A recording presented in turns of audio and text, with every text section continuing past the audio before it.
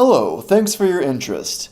This video is a segment from a National Lesbian and Gay Journalists Association New Ways seminar. Stay tuned for more opportunities to learn skills and strategies for news coverage of HIV and AIDS. Facts and feelings. So now that you have the information, you've uncovered everything, you have the story, how do you tell it in a way that people relate to it? So facts and feelings, better interviews is the topic for this session, and we're joined by Christina Torres, Atlanta Journal-Constitution reporter who covers state government, politics, and the legislature. Thank you for having me. And by the way, this is not the feel-good topic. I swear a lot, and you guys are mean. Yeah, we can't just say that, though. I'm just saying. Ben Tinker, CNN Health Supervising Producer. Thanks for being a part. Thanks for having me. And what's your name? I'm the person that sits on the other side of the cubicle. Thingy from What's her face? What's your face is, this is Rose Scott, my co-host, and we spend way too much time together. So co-host of Closer Look on WABE. All right. So Rose, I'm going to start with you because this is patting myself on the back too at the same time. World AIDS Day, December 1st of this past year, we did a whole 2-hour program that dealt with the topic here in Atlanta. How do you find the people who best tell that story? You know, it's interesting because when we have meetings, we all have ideas. We have a team of producers, and Jim and I work closely together as well. We have young producers, that's just being very honest. And so part of our responsibilities... You're young, come on. Well, yeah, I'm young too. Younger. Part of our responsibilities that we take upon ourselves, and we're also teaching them at the same time. So when we approached the programming for that day, you know, we wanted to go beyond just today is, you know, World AIDS Day, and, you know, let's just bring on a doctor to talk about where we are. Let's just bring on some advocate to talk about, you know, where we are. So we wanted to approach this sort of holistically, you know. We wanted to talk to people who were, I guess, part of the moving forward too in the future, and that's always millennials in a sense too. Jim, as a reporter who has covered a lot of this, obviously spearheaded a lot of this, and my approach is always to have that human element to it, to hear from someone, to let them tell the story. Folks hear us every day for 2 hours, and, you know, we always make the joke, I don't want to listen to Jim for 2 hours, he don't want to listen to me for 2 hours. Maybe our family members do, but we wanted people just to tell their story. So for me, it was important to make sure we had one person on there who would just tell his or her story in his or her own words, without throwing a bunch of questions that at least the audience would have to hear. Because sometimes people tune in because they want to hear how Jim's going to ask a question, or is Rose going to make Sing Reed mad? You know, we didn't want that. We wanted to take ourselves out of it, at least for one segment of that. And so we approached this from a holistic standpoint of making sure we had pockets that would engage the listener in different areas. It was a personal reflection. Yeah, we did have a doctor on. Yeah, we had an organization on, but they had a different approach too. And that approach was to talk about how they are trying to reach a certain population, which we don't always get to hear, which is minority communities. So we had 4 big segments that we thought of as approaching that day from a holistic standpoint that our listeners would enjoy without hearing a whole lot from us as journalists. And that was sort of how we tackled that. Christina, I want to come to you. You've written a lot on medical marijuana, which is an ongoing story. And first explain to us how that relates to HIV/AIDS, and then how you find someone to tell that story. All right, we'll do it in order. Okay. Number one, just in terms of background, Georgia for the first time last year legalized medical marijuana, though it's cannabis oil. It's a very limited form of medical marijuana. And I think right now there are 6 to 8, it might be 8, illnesses or diseases that qualify. HIV/AIDS is not one of them.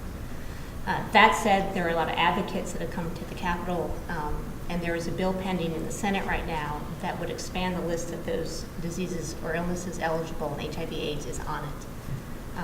It's a work in progress. The Senate can change it at any time, but that gets to that. You know, but I think Rose hit on a big point of this, and I don't know what Ben feels, but it's about the human quality. You are human, you're talking to a human, don't forget that. It's okay to get mad, get angry, like Craig was talking about, like some of our colleagues do. I get mad, I get angry, I told you I swear a lot. But never forget the person you're talking to is human. And I think that's a big part of remembering how to find people. You want to get the human voice in your story. We joke and call HV.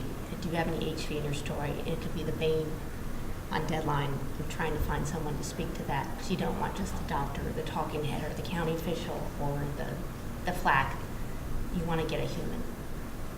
And it's, you know, knowing people and having connections in the community and talking to people so you can just pick up the phone and find someone. And Ben, you've done some reporting on PrEP pretty extensively, and that is a human story. But I'm curious how you find someone, because you're in television, not only who is willing to tell that story where everyone can see them, but do it well and in an emotional way. How do you find that person? You know, it's not too hard to find people who want to be on TV. Even on a topic like this, I find, which you might think is kind of surprising that someone would want to go on TV and talk about this. In the case of the PrEP reporting that we did, we found someone who is HIV negative, who probably would be more likely to want to go on TV than someone going on and saying that they're HIV positive.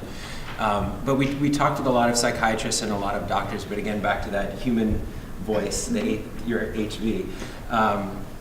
It's important to have someone that's not necessarily a doctor and someone who knows enough about the topic, but not someone that you know is going to come at you from a certain angle. So we were able, through the doctors and the psychiatrists that we spoke with in New York, and it's a lot of conversations figuring out in the end who is that one person that you're going to focus on as the character at the end of the day, who can come on and talk about this. And it turned out to be this college student in New York who is just this young, very easygoing, very charismatic guy who makes the story relatable. Whereas if you just did a piece with doctors and psychiatrists and data, it just would not be appealing at all. How much does deadline play, and this is an open question, does deadline play into finding that HV? Well, I think like Ben said, I'm assuming, I'm going to ask you a question. Sure. So you're talking to psychiatrists and doctors in New York. Are you asking them, do you know someone who might be open to talking to us on camera? A lot of times we are asking questions like that, but again, I think you're saying also online and just using sort of connections and seeing things pop up in Facebook and who's writing about this or blogging about this or that sort of thing, is finding people. And like, reaching out to them like that, and saying, reaching hey, out. I'm Ben from CNN. Which also helps too, when you reach out and say. It can be a double-edged sword. Right, absolutely. But and then kind of, I think part of it too is remembering who you talk to and saving their cell number. I have to admit, if you call me, I'm probably going to save your cell number, because then I can reach back out to you and say, hey, I talked to you about this. Do you want to talk to me again? Or do you have a friend? Or that type of thing. I don't know, Rose, what do you think? Yeah, and the key is to be, especially for us in radio, because our show is live every day from 12 to 2. So when the mic, when the little red light comes on, we'll have somebody sitting there. That's going to be a problem. Jim's looking at me, I'm looking at Jim, but no, we've never had that problem. But also, I want to focus on something. You just don't want to get, and I understand what I'm saying when I say this, you just don't want to get any old body, okay? There are a lot of people that want to talk. There are a lot of folks that want to tell their story, and as my dad would say, everybody has a story to tell. And, you know, we all know about who, what, when, where, and why. And as I've gotten older in my career, I add another one. So after who, what, when, where, and why, it's why again? Why do I need to interview this person? Why do I think the listener wants to hear this person? And you have to take that in consideration. We can put out calls for people to come and share their story, but we have to talk to them sometimes too on background. You know, not that we're trying to not tell their story, but let's just be real. There are some folks whose story could be a little bit questionable. We have a responsibility not only to our listener, we have a responsibility to our craft and to our news director and to our CEO. So we have to do a little bit of vetting as well. I bought a clip, and it doesn't really relate to HIV, but I interviewed a 14-year-old transgender teen. And when we started Closer Look, we talked about what kind of stories we wanted to tell. Who do we want to hear from that we haven't been hearing from? And then we broke that down into sub-pockets. And then we got to the LGBT community. And then we thought, well, who within the LGBT community have we not been hearing from? And for me, it was transgender youth. And I went into this interview with no questions for this 14-year-old, beautiful, amazing young woman inside and out. I didn't want to say, okay, how come you never wanted to be a boy? Yeah, I don't want to do that. Now I don't go after kids. I'll go after politicians all day and, quarterbacks who get paid way too much money. But I don't go after kids. I just don't do that. But I wanted to allow her to tell her story, so I didn't have any questions. But I had a feeling that whatever her story was going to be would be engaging. So sometimes you have to really think about why again. Why again do you need to interview this person? Why again do you need to tell this story? And you can bounce it off your colleagues. There are times when Jim and I will say, well, should we talk to so-and-so? And I'm like, nah. And Jim will say, nah. There's nothing wrong with that. And there are times when you disagree, but then the person may come on and it's a great story. Or there are times when after the interview you're like, oh, you know what? Those are lessons learned. So for me, it's really asking that fifth why. Why again? And just to speak to that point of how important finding that amazing character is, I mean, you're lucky to have a show that's on every day. You can put on whatever you want to put on it. We don't have a show. Some people think we're lucky. Well, it's a double-edged sword too, because you have to fill that time and fill it well, but you have that real estate. We don't have real estate anymore. We used to have a weekly show. We don't have that anymore. So we then have to go to other shows at our network and pitch this story. And so you do have the deadline of World AIDS Day if you want to get a story on then, or you do have a show that has asked you to turn a certain piece for a certain day. But beyond that, we're going to someone else and saying, give us 2 minutes, 3 minutes, 4 minutes, 5 minutes, whatever it is. The story better be good, or the next time you come knocking and say, I have a great story for you, you're less likely to get a spot on that show. So what happens when you've got a great story, but you just haven't found the best person to tell it? You've sold the story, you've got that deadline. How do you cope? Suck it up. Suck it up. What does that mean?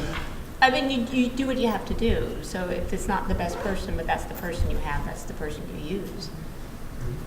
I mean, bluntly. And sometimes it's casting a wide net to begin with. I mean, I often will speak to way more people than I actually need for the piece. And sometimes that ruffles a few feathers at the end of the day when you go to say, we've chosen to go with someone else for the story, or there's not enough time in the story for that many people.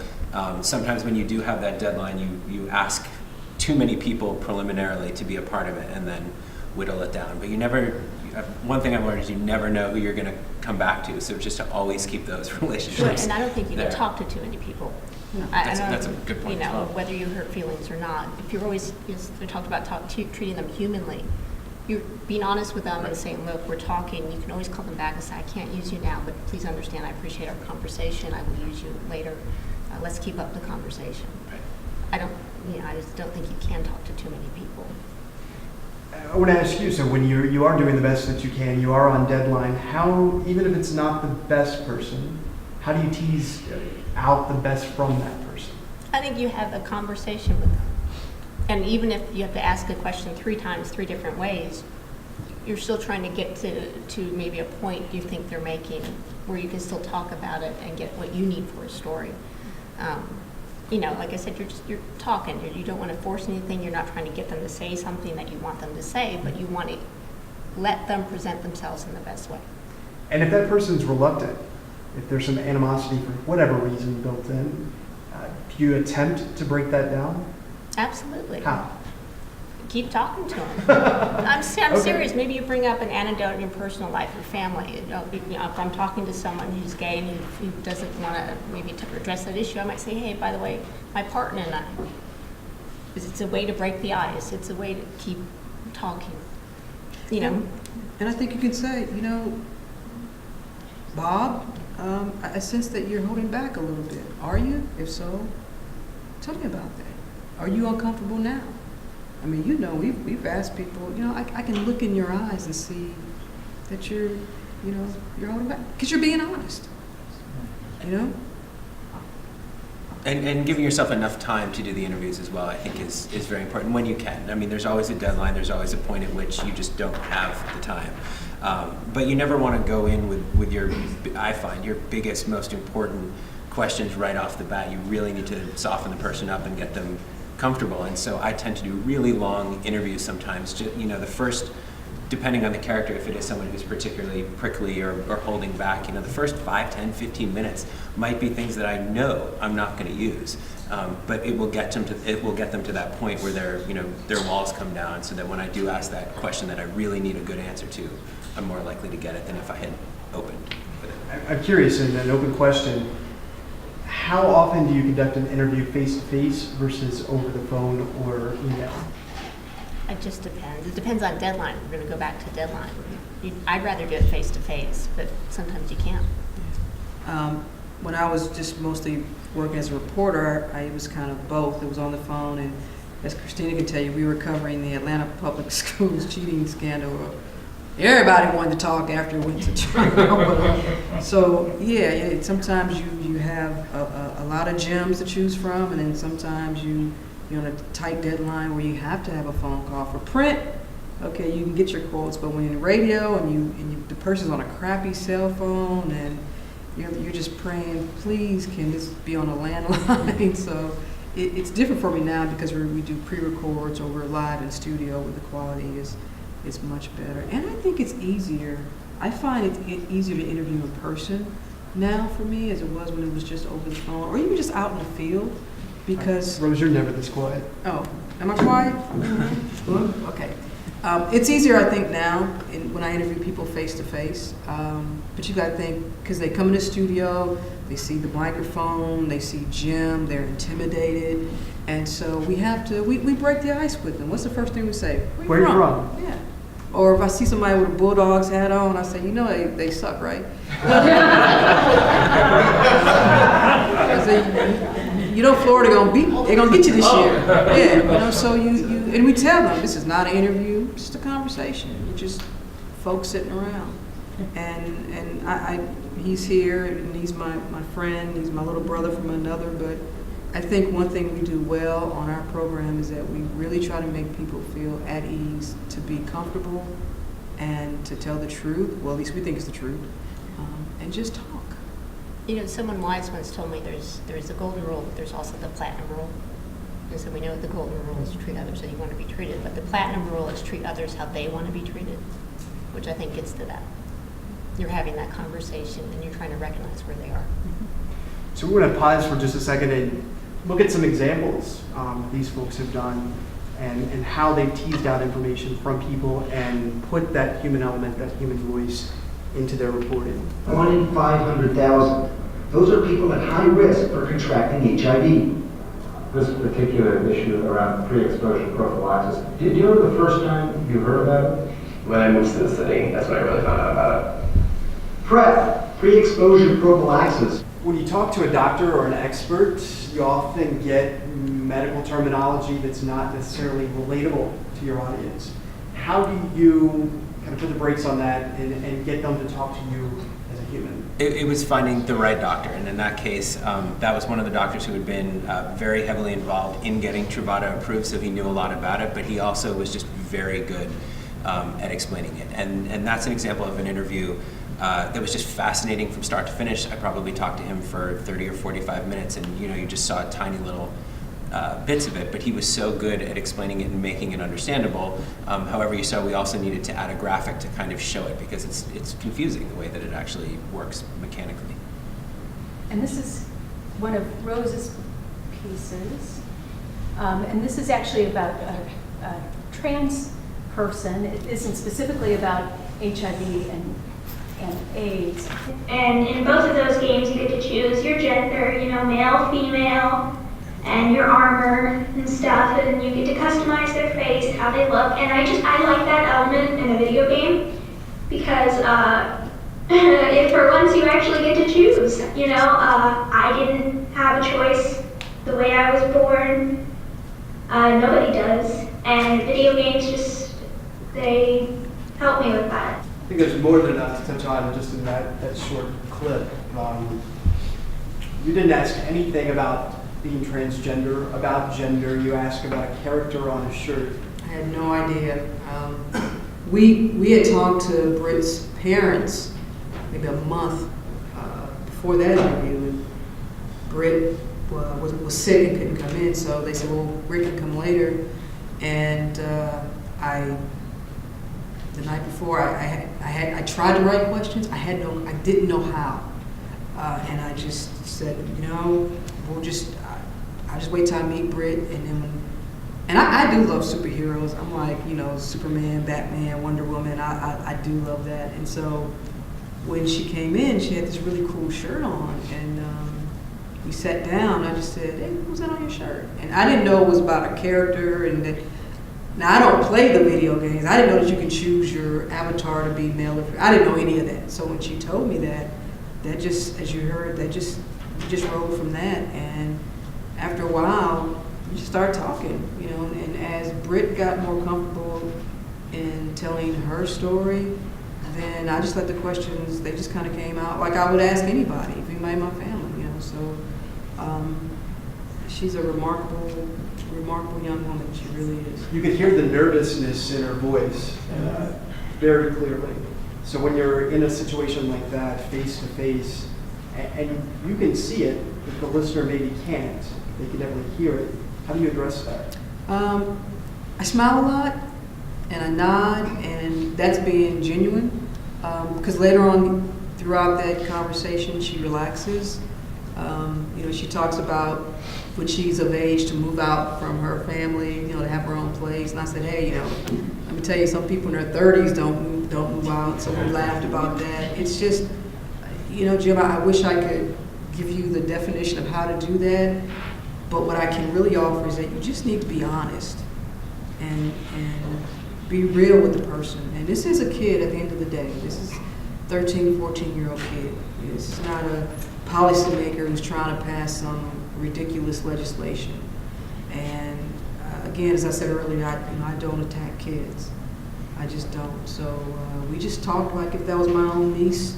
That's what we did. We talked about ice cream, stuff like that. In the medical marijuana story, how did you address maybe a character like Britt who had a story to tell, maybe nervous about telling it, and you maybe didn't know how to get to it from the start? Well, I think part of it is being honest. I know a lot of the kids who have been helped by cannabis oil are either maybe low functioning in terms of communication, or they're very young. And so you often end up dealing a lot with their parents. And so part of it is also developing a relationship with the parents. Like you mentioned, you met Britt's parents first and talked to them first, because they're a family, and they're usually or often very close.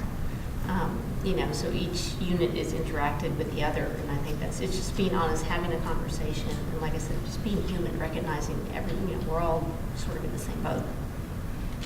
Then I want to come back to your story. I'm going to go out on a limb here and say you're gay. Yes. Okay. Talking about PrEP, which is potentially something that affects you directly, a decision you may have to make. How do you address someone like the young man that we saw in the piece? How do I personally address him? I think maybe the better question is how I get Sanjay to address him, because I'm working with a correspondent who doesn't know as much about this. And in fact, the funniest part of that entire interview was Charlie, the kid in the piece, explaining all different parts of how he lowers his risk, and one of them was about different sex positions, and if he's going to be if he's I'm not even going to say it here, right, or at least you can guess. But it was him explaining that to Sanjay. The look on his face was amazing, and that was personally my favorite part of the interview. But to answer your question, let me just go back to what Rose was saying before, which is not having too many things prepared ahead of time, and I think that's really the best way to approach it. And so when I'm producing an interview for Sanjay, for example, who's the correspondent that I primarily work with, I give him enough information so that he feels like he knows the topic and has somewhat of command of it, but not too many questions that he wouldn't ask the questions that anyone would just wonder about. You use the t-shirt as an example. But something like that for someone who wouldn't understand, because if you go in with, a list of questions and those are the only things that you're going to ask, that's typically not the questions that most people would want to know the answer to. So if that's somewhat of an answer to your question, Yeah, sure. if not, I'm happy to try again. No, I know this has happened to every journalist in the room, and that is you're in an interview, you're talking to someone, it's high stakes, and that person doesn't mean to hang him or herself, but is about to, and you know this. Maybe they're about to give you information that is not true, or they don't understand the question and they're going off on a tangent. How do you bring someone back when an interview is going wrong? I think you just ask a question and point out that they went on a tangent and you get back to them. That's simple. Yeah, why not? That part I don't think is hard. What about the other part? Which other part? Where they're about to hang themselves? I just let them talk. Okay. That's the best part. I also just let them keep talking. And a lot of times getting past that silence is one of the most important things I think you can do in an interview. And I know, if you're live, it's a little bit different. I mean, there's only so long you're going to let it go. But when you're interviewing someone and it's not live, if you just one more second than you're comfortable with, they're going to blurt something out that is going to be the best part of the interview. I totally agree. Guaranteed. That's totally true. Don't fill in the silence. And in terms of letting them hang themselves, I mean, this has happened many times over, the 11 or 12 years that I've been at CNN.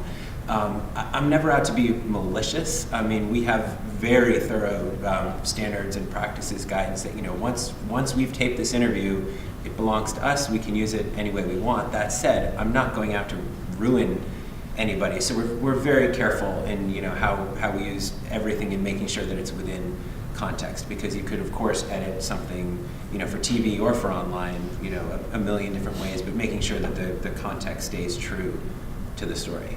I was going to say, and if you don't get that answer that you're looking for, not necessarily trying to get them to say what you want them to say, but not getting them to answer the question. I've asked questions 2, 3, 4, 5 times, and not necessarily in a row, but coming back to it later, or just rephrasing it very simply, or very minor change to the way I ask the question will elicit a completely different answer. If someone does hang his or herself, do you go back and ask, did you mean to say this? I just want to make sure I understand. I would go back and I often will say, what I understood you to say was. Mm-hmm. And you say, yeah. Just so we're clear, Mayor so-and-so, are you saying, do you believe? And you let them go. I've seen this happen a few times on our program, and that is someone is saying something and just gets lost, just stumbles over their words, starts to answer things in really nonsensical language. At what point do you intervene? Well, and I know that sometimes it can be intimidating when it is live, and sometimes people can have the answer, then they go off and they're in some other area, and you can just say, well, and with me, it's always a visual, as you know. I can say, okay, put my hand up, and I'll say, okay, now, let's just be clear, let's go back to, we're talking about X, Y, and Z. And sometimes they will appreciate that, because they realize that they've gone somewhere else talking about unicorns and grapes, and you're like, hey, So they appreciate that, and you can bring them back. Or they don't want to answer the question, so they figure they'll go somewhere else, and thinking that you will forget what you've asked. You say, no, let's go back here, because we're talking about, the budget, whatever. Thank you for watching, and a special thanks to all of our speakers. This has been a National Lesbian and Gay Journalists Association presentation. Learn more about reporting on HIV and AIDS today at www.nlgja.org/resources/newways.